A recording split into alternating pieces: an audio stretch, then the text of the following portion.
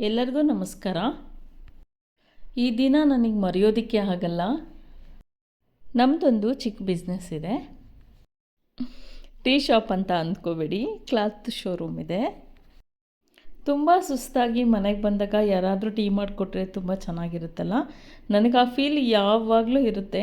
Because ನಮ್ಮ ಮನೇಲಿ ನಾನು, ನನ್ನ ತಮ್ಮ, ನನ್ನ ಹಸ್ಬೆಂಡ್, ಮಗು ಅಷ್ಟೇ ಇರೋದು. ನನ್ನ ಅಮ್ಮ ಮನೇಲಿ ತುಂಬ ದೊಡ್ಡ ಕುಟುಂಬ ನಮ್ಮದು. ಮದುವೆಗಿಂತ ಮುಂಚೆ ಹೆಣ್ಮಕ್ಳು ಅಮ್ಮ ಮನೇಲಿ ತುಂಬ ಬಿಂದಾಸಾಗಿರ್ತಾರೆ. ಮದುವೆ ಆದಮೇಲೆ ಗೊತ್ತಾಗೋದು ಟೈಮ್ ವ್ಯಾಲ್ಯೂ.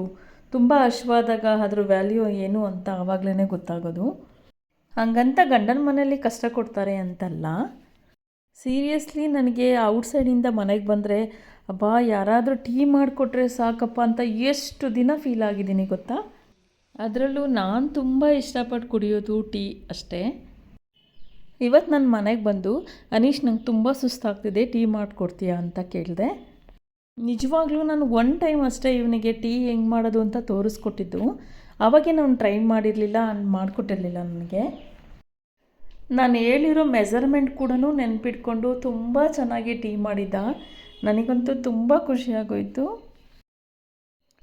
ನಮ್ಮ ಮಕ್ಕಳು ನಮಗೇನಾದರೂ ಈ ಥರ ಮಾಡಿಕೊಟ್ರೆ ಎಷ್ಟು ಖುಷಿಯಾಗುತ್ತೆ ಅಲ್ವಾ.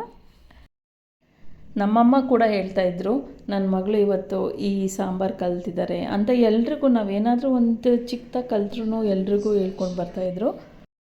ನನಗೂ ಅಷ್ಟೇ, ನನ್ನ ಮಗ ಟೀ ಮಾಡಿರೋದೇ ನನಗೆ ತುಂಬ ಖುಷಿ ಆಗ್ತಿದೆ. ಅದು ತುಂಬ ಟೇಸ್ಟಿಯಾಗಿ ಟೀ ಮಾಡಿದ್ದ. ನಾನೇನು ತೋರಿಸ್ಕೊಟ್ಟಿದ್ದೀನೋ ಮೆಸರ್ಮೆಂಟ್ ಹಾಗೆ ಮಾಡಿದ್ದಾನೆ. ಸೊ ತುಂಬ ಖುಷಿ ಆಯಿತು.